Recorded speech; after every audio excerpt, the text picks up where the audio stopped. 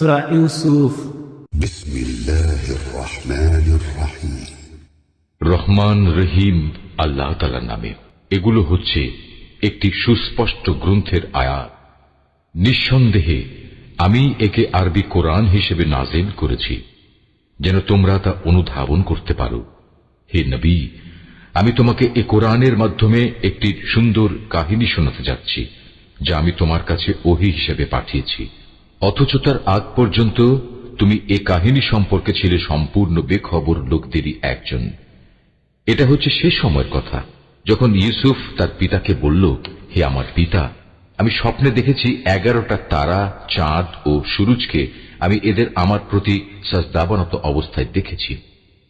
একথা শুনে তার পিতা বলল, হে আমার স্নেহের পুত্র, তুমি তোমার এই স্বপ্নের কথা কিন্তু তোমার ভাইদের কাছে বলে দিও না, তারা তোমার বিরুদ্ধে ষড়যন্ত্র আঁটতে শুরু করবে, কেননা শয়তান মানুষের খোলাখুলি দুশমন। কি করে তোমার মালিক তোমাকে নবুয়তের জন্য মনোনীত করবেন এবং তোমাকে স্বপ্নের ব্যাখ্যা সহ দুনিয়ার জ্ঞান শিক্ষা দেবেন এবং তার নিয়ামত তোমার উপর ও ইয়াকুবের সন্তানদের উপর তেমনি ভাবেই পূর্ণ করে দেবেন যেমনি ভাবে এর আগেও তিনি তোমার পূর্বপুরুষ ইব্রাহিম ও ইসহাকের উপর তা পূর্ণ করে দিয়েছিলেন। নিশ্চয়ই তোমার মালিক সর্বজ্ঞ ও প্রবল প্রজ্ঞাময়। ও তার ভাইদের এই কাহিনীর মাঝে যারা সত্যানুসন্ধিৎসু তাদের জন্য প্রচুর নিদর্শন রয়েছে। এই কাহিনীটি শুরু হয়েছিল ইউসুফের ভাইদের দিয়ে। তখন তারা একজন আরেকজনকে বলল, আমাদের পিতার কাছে দেখা যাচ্ছে ইউসুফ ও তার ভাই আমাদের চেয়ে বেশি প্রিয়, যদিও আমরাই হচ্ছে একটি ভারী দল। আসলে আমাদের পিতা ভ্রষ্ট বিভ্রান্তিতে আছেন। তাই শয়তান তাদের পরামর্শ দিল, ইউসুফকে মেরে ফেলো অথবা তাকে কোনো এক অজানা জায়গায় নির্বাসনে দিয়ে এসো। এরপর দেখবে তোমাদের পিতার দৃষ্টি তোমাদের দিকেই নিবিষ্ট হবে। অতঃপর তোমরা আবার সবাই ভালো মানুষ হয়ে যেও। এর মধ্যে তাদের মধ্যে থেকে একজন বলল, না, ইউসুফকে তোমরা হত্যা করো না। তোমরা যদি সত্যি সত্যি কিছু একটা করতে চাও তাহলে তাকে হয়তো কোনো গভীর কূপে ফেলে দিয়ে এসো। আসা যাওয়ার পথে কোনো যাত্রী দল তাকে উঠিয়ে নিয়ে যাবে। সিদ্ধান্ত মোতাবেক সবাই পিতার কাছে এলো এবং তারা বলল, হে আমাদের পিতা, এ কি হলো তোমার? তুমি কি ইউসুফের ব্যাপারে আমাদের উপর ভরসা করতে পারছো না? অথচ আমরা সবাই হচ্ছি তার শুভাকাঙ্ক্ষী। আগামীকাল তাকে তুমি আমাদের সাথে জঙ্গলে যেতে দাও। সে আমাদের সাথে ফলমূল খাবে ও খেলাধুলা করবে।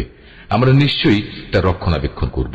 সে বলল, এটা অবশ্যই আমাকে কষ্ট দেবে যে তোমরা তাকে নিয়ে যাবে। তদুপরি আমি ভয় করছি এমন তো হবে না যে বাঘ তাকে এসে খেয়ে ফেলবে, অথচ তোমরা তার ব্যাপারে অমনোযোগী হয়ে পড়বে। তারা বলল, আমরা একটি ভারী দলবদ্ধ শক্তি হওয়া সত্ত্বেও যদি তাকে বাঘ এসে খেয়ে ফেলে তাহলে আমরা সত্যি অথর্ব ও ক্ষতিগ্রস্ত হয়ে পড়ব। অতঃপর অনেক বলে কয়ে যখন তারা তাকে নিয়ে গেল এবং তারা তাকে এক অন্ধ কূপে নিক্ষেপ করার ব্যাপারে সবাই সিদ্ধান্ত নিল এবং তারা তাকে কূপে নিক্ষেপ করেও ফেলল, তখন আমি তাকে ওহী পাঠিয়ে জানিয়ে দিলাম, একদিন এমন আসবে যেদিন তুমি এসব কথা এদের সবাইকে বলে দেবে। এরা তো জানেই না এ ঘটনা কার জন্য কি পরিণাম বয়ে আনবে। ইউসুফকে কুয়ায় ফেলে দিয়ে রাতের কিছু অংশ অতিবাহিত হবার পর তারা কাঁদতে কাঁদতে তাদের পিতার কাছে এলো। অনুযোগের স্বরে তারা বলল, হে আমাদের পিতা, আমরা জঙ্গলে দৌড়ের প্রতিযোগিতা দিয়ে দেখতে চেয়েছিলাম আমাদের মধ্যে কে আগে যেতে পারে। আমরা ইউসুফকে আমাদের মাল সামানা পাহারা দেওয়ার জন্য এগুলোর পাশে রেখে গিয়েছিলাম। ইতিমধ্যে একটা নেকড়ে বাঘ এসে তাকে খেয়ে ফেলে। কিন্তু তুমি তো আমাদের কথা কিছুতেই বিশ্বাস করবে না, যত সত্যবাদী আমরা হই না কেন। তারা তার জামায় মিথ্যা রক্ত মেখে নিয়ে এসেছিল। তাদের কথা শুনে সে বলল, হ্যাঁ, তোমরা বরং এটা বলো, একটা কথা তোমরা মনে মনে ঠিক করে এনেছো এবং ধরে নিয়েছো, তা আমি বিশ্বাস করব। সুতরাং এই অবস্থায় পূর্ণ ধৈর্য ধারণ করাই আমার জন্য ভালো। তোমরা যে মন গড়া কথা বলছো সে ব্যাপারে আল্লাহ তাআলাই হচ্ছেন আমার একমাত্র সাহায্যস্থল। তারপর ঘটনা এমন হলো, একটি বাণিজ্যিক কাফেলা সেখানে এলো। তারা একজন পানি সংগ্রাহককে কুয়ার কাছে পাঠালো। সে যখন তার বালতি কুয়ায় নিক্ষেপ করল, অতঃপর সে যখন বালতি টান দিল তখন দেখল একটি জীবন্ত বালক তাতে বসা। সে তখন চিৎকার দিয়ে বলল, ওহে, তোমরা শোনো, সুখবর, এ তো দেখছি এক কিশোর বালক। কাফেলার লোকেরা বাণিজ্যিক পণ্য মনে করে একে লুকিয়ে নিল। আসলে আল্লাহ তাআলা ভালো করেই জানতেন যা কিছু এরা তখন করছিল। তারা তাকে স্বল্প মূল্যে নির্দিষ্ট কয়েক দিরহামের বিনিময়ে বিক্রি করে দিল। বিনা পুঁজির পণ্য বিধায় এ ব্যাপারে তারা বেশি আশাও করেনি। মিশরের যে ব্যক্তি তাকে ক্রয় করেছিল সে তাকে নিজ ঘরে এনে তার স্ত্রীকে বলল, সম্মানজনকভাবে এর থাকার ব্যবস্থা করো, সম্ভবত বড় হয়ে সে কোনোদিন আমাদের উপকারে আসবে, অথবা ইচ্ছা করলে তাকে আমরা নিজেদের ছেলেও বানিয়ে নিতে পারি। এভাবেই একদিন আমি মিশরের জমিনে ইউসুফকে সম্মানজনক প্রতিষ্ঠা দান করলাম, যাতে করে আমি তাকে স্বপ্নের ব্যাখ্যা সহ অন্যান্য বিষয় আশয় সম্পর্কিত জ্ঞান শিক্ষা দিতে পারি। আল্লাহ তাআলা সব সময় স্বীয় ইরাদা বাস্তবায়নে ক্ষমতাবান, যদিও অধিকাংশ মানুষ এ কথাটা জানে না। অতঃপর সে যখন পূর্ণ যৌবনে উপনীত হল, তখন আমি তাকে নানা রকম প্রজ্ঞা ও জ্ঞান দান করলাম, আর আমি এভাবেই নেককার লোকদের পুরস্কার দিয়ে থাকি। একদিন এমন হল, সে যে মহিলার ঘরে থাকত সে তাকে তার প্রতি অসৎ উদ্দেশ্যে আকৃষ্ট করতে চাইল, এবং এ উদ্দেশ্যে সে তার ঘরের দরজাসমূহ বন্ধ করে দিয়ে তাকে বলল, এসো আমার কাছে।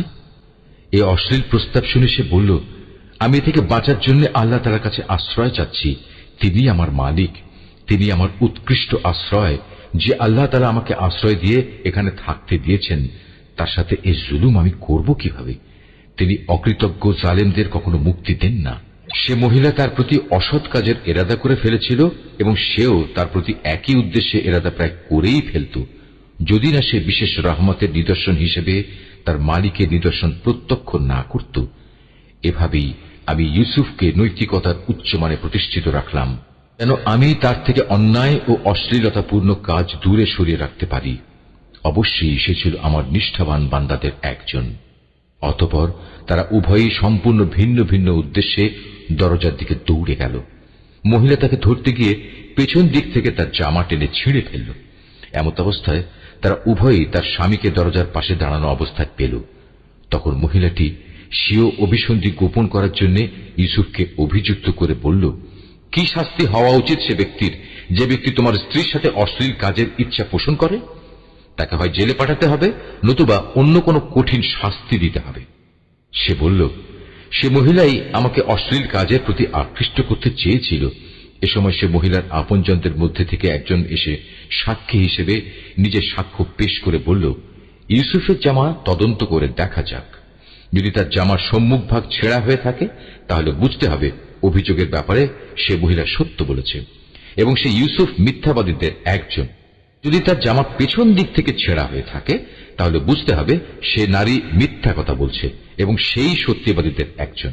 অতঃপর এ মূল নীতির ভিত্তিতে সে গৃহস্বামী যখন দেখল তার জামা পেছন দিক দিয়ে ছেঁড়া, তখন সে আসল ঘটনা বুঝতে পেরে নিজের স্ত্রীকে বলল, কোনো সন্দেহ নেই, এটা তোমাদের নারীদের ছলনা, আর সত্যি তোমাদের মতো নারীদের ছলনা বড় জঘন্য।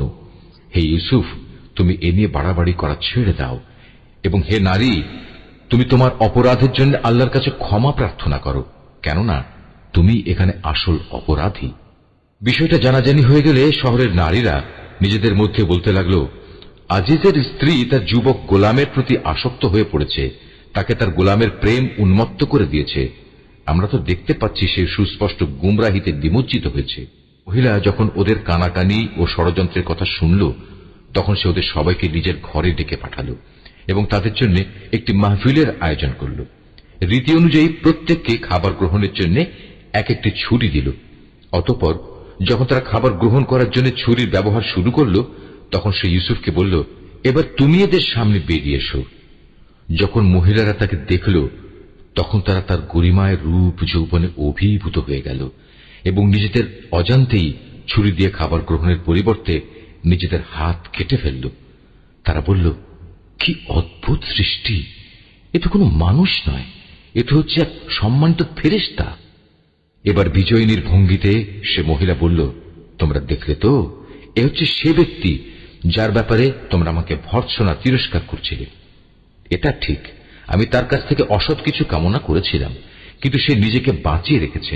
কিন্তু আমি তাকে যা করতে আদেশ করি, সে যদি তা না করে, তাহলে অবশ্যই সে কারাগারে নিক্ষিপ্ত হবে এবং অপমানিত হবে। মহিলার দমভক্তি শুনে সে দোয়া করল, হে আমার মালিক, এর আমাকে যে পাপের দিকে আহ্বান করছে তার চাইতে কারাগার আমার কাছে অধিক প্রিয়। যদি তুমি আমাকে এদের ছলনা থেকে রক্ষা না করো, তাহলে হয়তো আমি ওদের প্রতি আকৃষ্ট হয়ে যাব এবং এভাবে আমিও জাহেলদের অন্তর্ভুক্ত হয়ে পড়ব। পর তার মালিক তার ডাকে সাড়া দিলেন। তার কাছ থেকে তিনি মহিলাদের চক্রান্ত সরিয়ে নিলেন।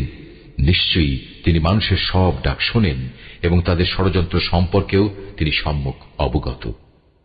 আজিজ সহ অন্যান্য লোকদের কাছে এরপর এটাই তখনকার মতো সঠিক সিদ্ধান্ত মনে হল যে তাকে কিছু নির্দিষ্ট সময়ের জন্য হলেও কারাগারে নিক্ষেপ করতে হবে। অথচ তারা ইতিমধ্যে তার সৎ চরিত্রতার যাবতীয় নিদর্শন ভালো করেই দেখে নিয়েছে।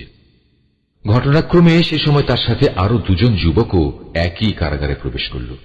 একদিন ওদের একজন ইউসুফকে বলল, আমি স্বপ্নে দেখলাম আমি আঙুর নিংড়ে তার রস বের করছি। অপরজন বলল, আমি দেখেছি আমি আমার মাথায় রুটি বহন করছি এবং কিছু পাখি তা খুঁটে খুঁটে খাচ্ছে। উভয় ইউসুফকে বলল, তুমি আমাদের এর ব্যাখ্যা বলে দাও। আমরা দেখতে পাচ্ছি তুমি আসলেই একজন ভালো মানুষ। সে বলল, তোমরা নিশ্চিত থাকো, এবেলা তোমাদের যে খাবার দেয়া হবে তা তোমাদের কাছে আসার পূর্বেই আমি তোমাদের উভয়কে এর ব্যাখ্যা বলে দেব। তবে জেনে রেখো, এই যে স্বপ্নের ব্যাখ্যা তা হচ্ছে সে জ্ঞানেরই অংশবিশেষ যা আমার মালিক আমাকে শিক্ষা দিয়েছেন।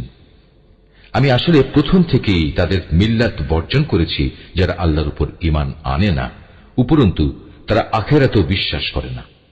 আমি তো আমার পিতৃপুরুষ ইব্রাহিম, ইসহাক ও ইয়াকুবের মিল্লাতেরই অনুসরণ করে আসছি। ইব্রাহিমের সন্তান ও তার অনুসারী হিসেবে এটা আমাদের শোভা পায় না যে আমরা আল্লাহর সাথে অন্য কিছুকে শরীক করব। তাওহীদের এ উত্তরাধিকার হচ্ছে আমাদের উপর এবং সমস্ত মানুষের উপর আল্লাহ তাআলার এক মহা অনুগ্রহ, কিন্তু আমাদের অধিকাংশ মানুষই এজন্য আল্লাহ তাআলার কৃতজ্ঞতা আদায় করে না। আমার জেলের সাথীরা, তোমরাই বলো, মানুষের জন্য ভিন্ন ভিন্ন মালিক ভালো না এক আল্লাহ তাআলা ভালো, যিনি মহাপরাক্রমশালী?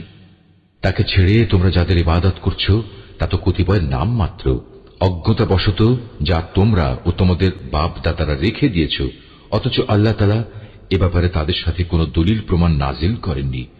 মূলত আইন বিধান জারি করার অধিকার একমাত্র আল্লাহ তাআলারই, আর এই বিধানের বলেই তিনি আদেশ দিচ্ছেন, তোমরা আল্লাহ তাআলা ছাড়া অন্য কারো গোলামি করবে না, কারণ এটাই হচ্ছে সঠিক জীবন বিধান। কিন্তু মানুষদের অধিকাংশই এটা জানে না।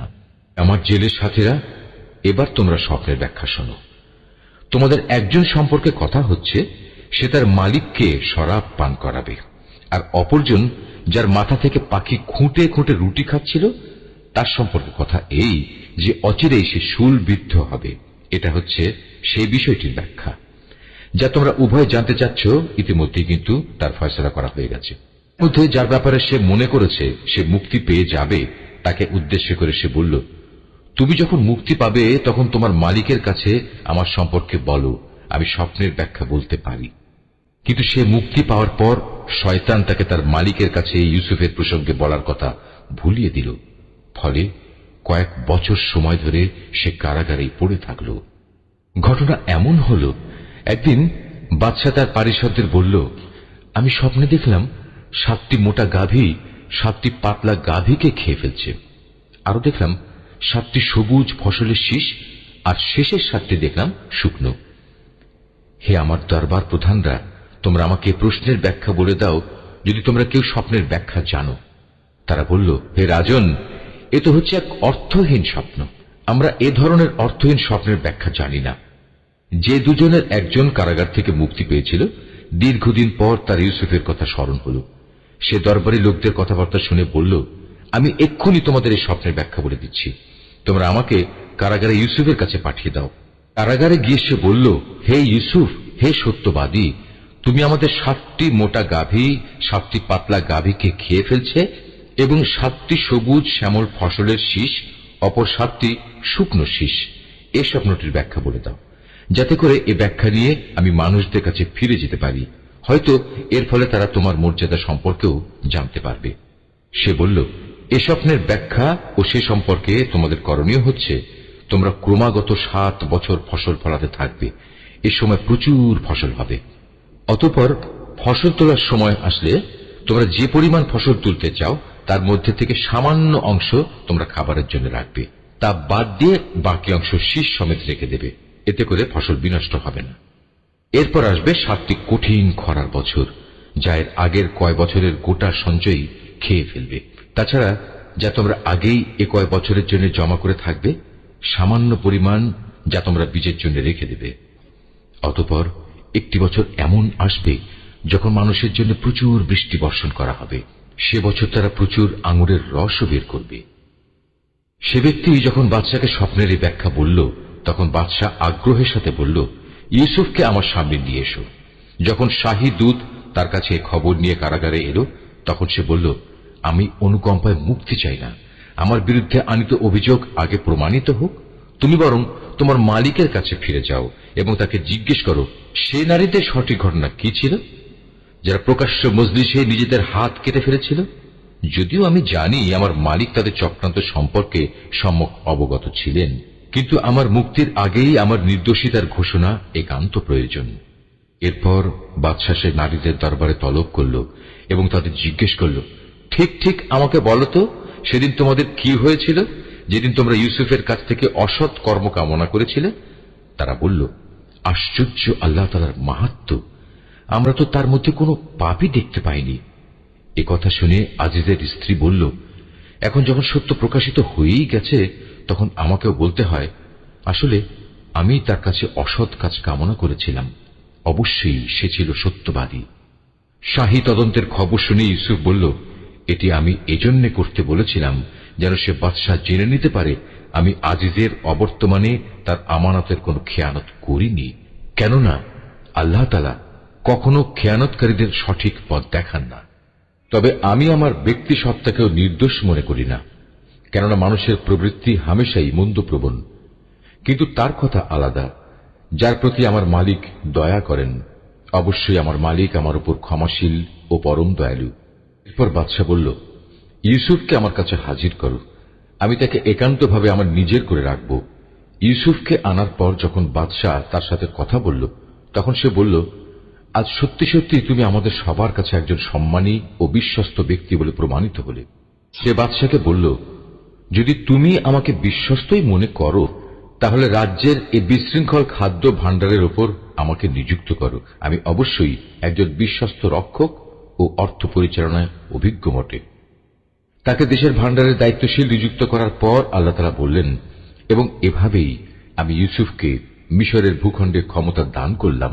সে দেশের যথা ইচ্ছা বসবাস করতে পারবে, আর আমি যাকে চাই তার কাছে আমার রহমত পৌঁছে দিই। আমি কখনো নেককার লোকদের পাওনা বিনষ্ট করি না। যারা আল্লাহর উপর ঈমান আনে এবং তাকে ভয় করে, তাদের জন্য তো আখিরাতের পাওনা রয়েছে, যা অনেক উত্তম। ইউসুফের ভাইয়েরা পরিবারের রসদ কেনার জন্য মিশরে এলো এবং একদিন তার সামনেও হাজির হল। সে তাদের দেখে চিনতে পারল, কিন্তু তারা তাকে চিনতে পারল না। যখন সে তাদের রসদের যাবতীয় ব্যবস্থা সম্পন্ন করে দিল, তখন সে তাদের বলল, এরপর যদি আবার আসো, তাহলে তোমরা তোমাদের পিতার কাছ থেকে তোমাদের বৈমাত্রেয় ভাইটিকে নিয়ে আমার কাছে আসবে। তোমরা কি দেখতে পাও না, আমি মাথা হিসাব করে পূর্ণ মাত্রায় মেপে মেপে রসদ দিই। তাছাড়া আমি তো একজন উত্তম অতিথি পরায়ণ ব্যক্তিও বটে। তবে যদি তোমরা আগামীবার তাকে নিয়ে আমার কাছে না আসো, তাহলে আমার কাছে তোমাদের জন্য আর কোনো রসদ থাকবে না। সে অবস্থায় তোমরা আমার কাছেও ঘেঁষো না। তারা বলল, এ বিষয়ে আমরা তার পিতাকে অনুরোধ করে সম্মত করব। আমরা অবশ্যই এ চেষ্টা করব। সে তার রসদ কর্মচারীদের বলল, এ লোকদের মূলধন তাদের মালপত্রের ভেতর রেখে দাও, যাতে করে ওরা তাদের আপনজনদের কাছে ফিরে গেলে এটা জানতে পারে। হতে পারে এ লোভে তারা আবার ফিরে আসবে। যখন তারা তাদের পিতার কাছে ফিরে গেল, তখন তারা বলল, হে আমাদের পিতা, আমাদের ভবিষ্যতের রসদ বন্ধ করে দেওয়া হয়েছে। অতএব তুমি আমাদের ভাইকে আমাদের সাথে যেতে দাও, যাতে করে আমরা তার ভাগ সহ ওজন করে রসদ আনতে পারি। অবশ্যই আমরা তার হেফাজত করব। জবাবে সে বলল, আমি কি তার ব্যাপারে তোমাদের উপর সেভাবে ভরসা করব, যেভাবে ইতিপূর্বে তার ভাইয়ের ব্যাপারে আমি তোমাদের উপর ভরসা করেছিলাম? হ্যাঁ, আল্লাহ তাআলাই হচ্ছেন উত্তম রক্ষক এবং তিনি সর্বশ্রেষ্ঠ দয়ালু। অতঃপর তারা যখন মালপত্র খুলল, তখন তারা তাদের মূলধন যা দিয়ে রসদ খরিদ করেছিল দেখতে পেল তা তাদের পুরোপুরি ফেরত দেওয়া হয়েছে। এটা দেখে তারা বলল, হে আমাদের পিতা, এর চাইতে বেশি মহানুভবতা আমরা আর কি চাইতে পারি? দেখো, আমাদের মূলধনও আমাদের ফেরত দেওয়া হয়েছে। এবার অনুমতি দাও, আমরা ভাইকে নিয়ে যাই এবং আমরা আমাদের পরিবারের জন্য রসদ নিয়ে আসি। আমরা আমাদের ভাইয়ের হেফাজত করব এবং ভাইয়ের কারণে আমরা অতিরিক্ত একটি উট বোঝাই করে রসদও আনতে পারব। এবার আমরা যা এনেছি এটা তো ছিল পরিমাণে নিতান্ত কম।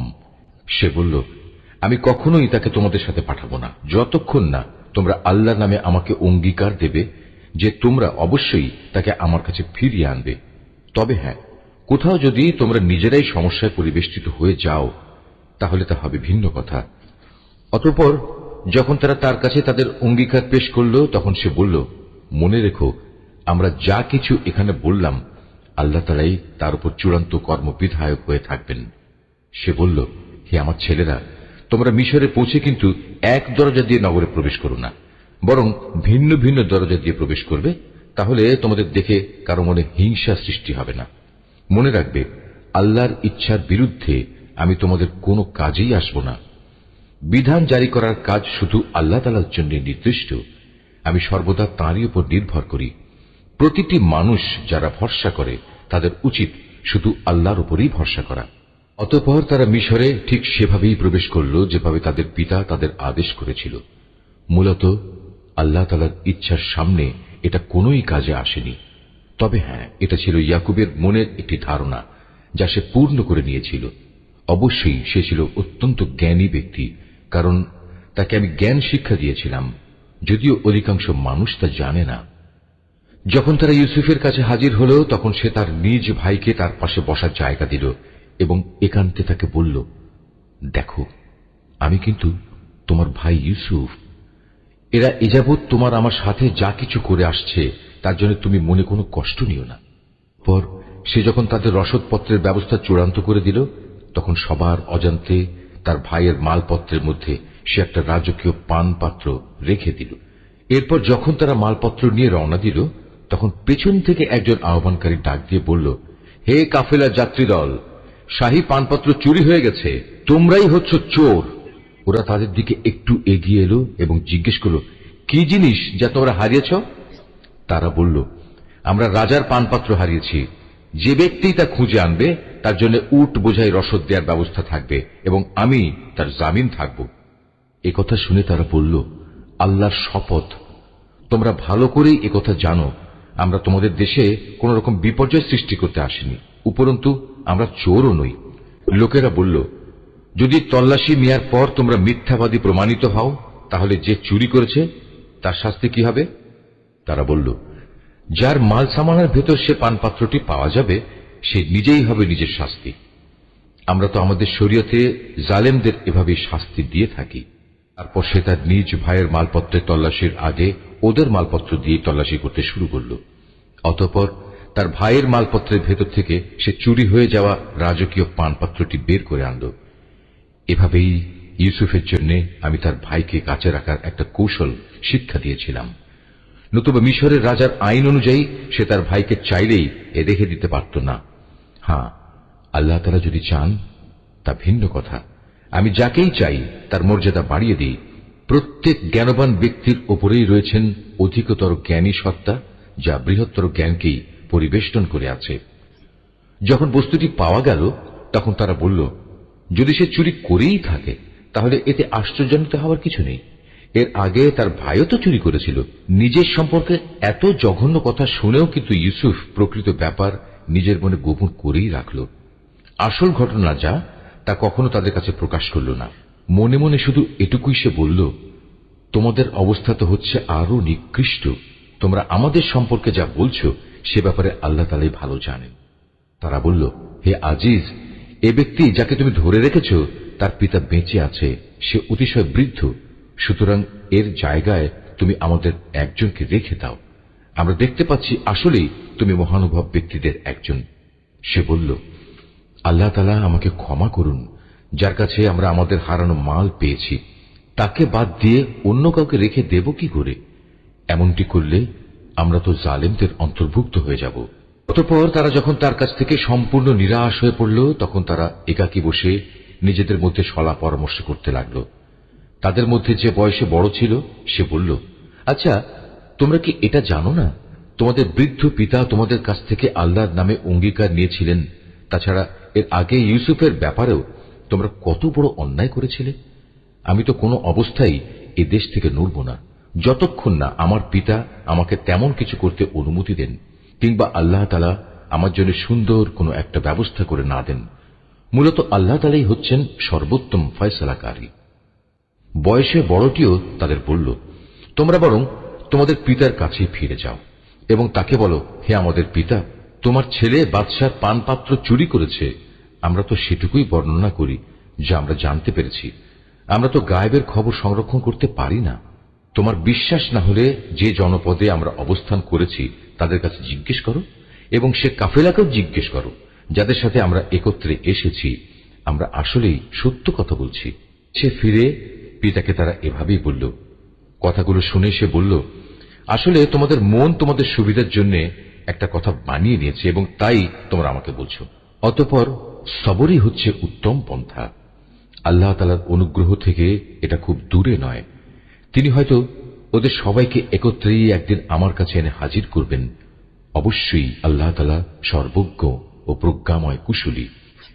সে ওদের কাছ থেকে মুখ ফিরিয়ে নিল এবং নিজে নিজে বলল, হায় ইউসুফ, তুমি এখন কোথায়? শোকের কারণে কাঁদতে কাঁদতে তার চোখ সাদা হয়ে গেছে। সে নিজেও ছিল মনোকষ্টে দারুণভাবে ক্লিষ্ট। পিতার এ অবস্থা দেখে তারা বলল, আল্লাহর কসম, তুমি তো দেখছি শুধু ইউসুফের কথাই মনে করে যাবে, যতক্ষণ পর্যন্ত না তার চিন্তায় তুমি মুমূর্ষ হয়ে পড়বে কিংবা তার চিন্তায় তুমি সম্পূর্ণ ধ্বংস হয়ে যাবে।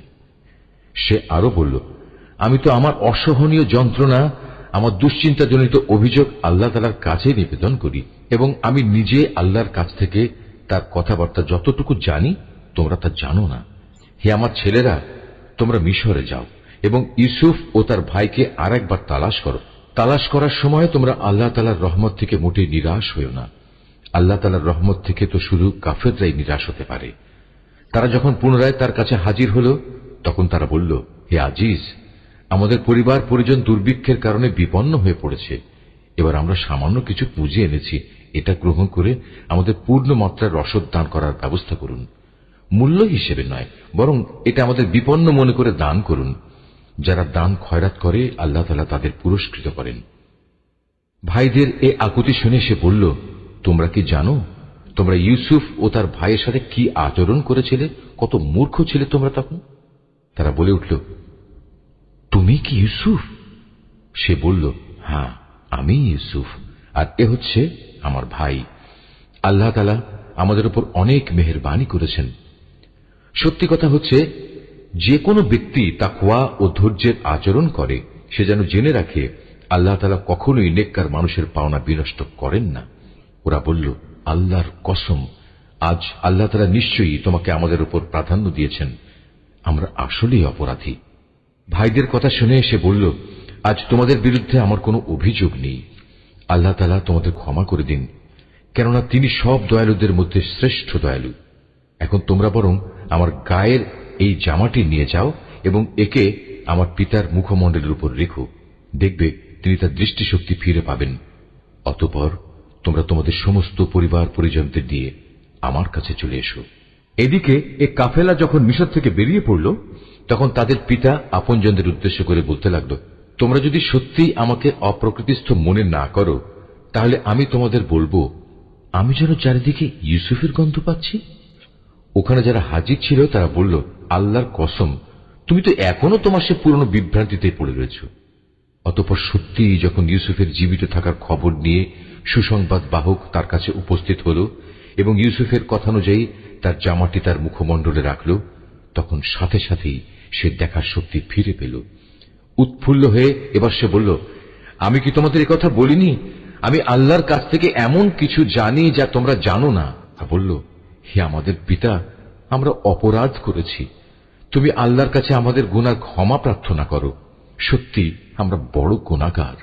সে বলল, অচিরেই আমি তোমাদের গুনার মার্জনার জন্য আমার মালিকের কাছে দোয়া করব। অবশ্যই তিনি ক্ষমাশীল ও পরম দয়ালু। অতঃপর যখন তারা সবাই ইউসুফের কাছে মিশরে চলে এলো তখন সে তার পিতামাতাকে সম্মানের সাথে নিজের পাশে স্থান দিল এবং তাদের স্বাগত জানিয়ে সে বলল, তোমরা সবাই এবার আল্লাহর ইচ্ছায় নিরাপদে মিশরে প্রবেশ করো। সেখানে যাওয়ার পর সে তার পিতামাতাকে সম্মানের উচ্চ আসনে বসালো এবং ওরা সবাই দরবারের নিয়ম অনুযায়ী তার প্রতি সম্মানের সাজদা করল। এ সময় ইউসুফের তার অতীত স্বপ্নের কথা মনে হয়ে গেল।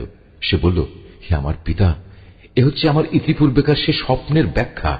আজ আমার মালিক যা সত্যে পরিণত করেছেন, তিনি আমাকে জেল থেকে বের করে আমার উপর অনুগ্রহ করেছেন। তিনি তোমাদের মরুভূমির আরেক প্রান্ত থেকে রাজ দরবারে এনে তোমাদের উপর মেহেরবানি করেছেন। এমনকি শয়তান আমার এবং আমার ভাইদের মধ্যেকার সম্পর্ক খারাপ করার গভীর চক্রান্ত করার পরেও তিনি দয়া করেছেন। অবশ্যই আমার মালিক যা ইচ্ছা করেন তা অত্যন্ত নিপুণতার সাথে আঞ্জাম দেন। নিশ্চয়ই তিনি সর্বজ্ঞ ও প্রবল প্রজ্ঞাময়। আমার মালিক, তুমি আমাকে যেমনি রাষ্ট্র ক্ষমতা দান করেছ, তেমনি স্বপ্নের ব্যাখ্যা সহ দুনিয়ার আরো বহু বিষয় আশয় শিক্ষা দিয়েছ। হে আসমান সমূহ ও জমিনের স্রষ্টা, তুমি আমার একমাত্র অভিভাবক, দুনিয়াতেও এবং আখিরাতেও। একজন অনুগত বান্দা হিসেবে তুমি আমার মৃত্যু দিও এবং পরকালে আমাকে নেককার মানুষদের দলে শামিল করো। হে নবী, এই যে ইউসুফের কাহিনী যা আমি তোমাকে শোনালাম, তা হচ্ছে তোমার অদেখা ঘটনাসমূহের একটি। এটা আমি তোমাকে ওহির মাধ্যমেই জানিয়েছি। নতুবা তারা যখন ইউসুফের বিরুদ্ধে তাদের পরিকল্পনা চূড়ান্ত করছিল এবং তারা যখন তার বিরুদ্ধে যাবতীয় ষড়যন্ত্র চালিয়ে যাচ্ছিল, তখন তুমি তো সেখানে হাজির ছিলে না। এ সত্ত্বেও অধিকাংশ মানুষের অবস্থা হচ্ছে, যত দলিল প্রমাণই দেয়া হোক না কেন, তারা কখনো ঈমান আনার মতো নয়। অথচ তুমি তো তাদের কাছ থেকে এই দাওয়াত ও তাবলীগের জন্য কোনো পারিশ্রমিক দাবি করছো না। তাছাড়া এ কোরআন দুনিয়া জাহানের অধিবাসীদের জন্য একটি নসিহত বই তো নয়। এ আকাশমণ্ডলী ও জমিনে আল্লাহর কুদরতের কত বিপুল পরিমাণ নিদর্শন রয়েছে, যার উপর দিয়ে মানুষ প্রতিনিয়ত অতিবাহন করে, কিন্তু তারা তার প্রতি ক্ষমাহীন উদাসীন থাকে। তাদের অধিকাংশ মানুষই আল্লাহ তাআলার উপর ঈমান আনে না। তারা আল্লাহ তাআলার সাথে শিরক করতেই থাকে। তবে তারা কি এ বিষয়ে নির্ভর হয়ে গেছে যে হঠাৎ করে একদিন তাদের উপর আল্লাহ তাআলার সর্বগ্রাসী আযাবের শাস্তি কিংবা আকস্মিক কিয়ামত আপতিত হবে? অথচ তারা তা জানতেও পারবে না। হে নবী, এদের তুমি বলে দাও, এ হচ্ছে আমার পথ, আমি মানুষদের আল্লাহর দিকে আহ্বান করি। আমি ও আমার অনুসারীরা পূর্ণাঙ্গ সচেতনতার সাথেই এই পথে আহ্বান জানাই। আল্লাহ তাআলা মহান, পবিত্র এবং আমি কখনো মুশরিকদের অন্তর্ভুক্ত নই। তোমার আগে বিভিন্ন জনপদে যত নবী আমি পাঠিয়েছিলাম, তারা সবাই তোমার মতো মানুষই ছিল। আমি তাদের উপর ওহী নাজিল করতাম। এরা কি আমার জমিন পরিভ্রমণ করেনি? করলে অবশ্যই তারা দেখতে পেত এদের পূর্বেকার লোকদের কি ভয়াবহ পরিণাম হয়েছিল। সত্য কথা হচ্ছে, আখিরাতের ঠিকানা তাদের জন্যই কল্যাণময়, যারা নবীদের পথে চলে তাকওয়া অবলম্বন করেছে। পূর্ববর্তী মানুষদের পরিণাম দেখেও কি তোমরা কিছু অনুধাবন করবে না? আগেও মানুষ নবীদের মিথ্যা সাব্যস্ত করত। এমনকি নবীরা কখনো কখনো নিরাশ হয়ে যেত। তারা মনে করত তারা বুঝি সাহায্যের প্রতিশ্রুতিতে মিথ্যাবাদী সাব্যস্ত হয়ে যাবে। তখন হঠাৎ করেই তাদের কাছে আমার সাহায্য এসে হাজির হল। তখন আমি যাকে চাইলাম তাকেই শুধু আযাব থেকে নাজাত দিলাম। আর নাফরমান জাতির উপর থেকে আমার আযাব কেউই রোধ করতে পারে না।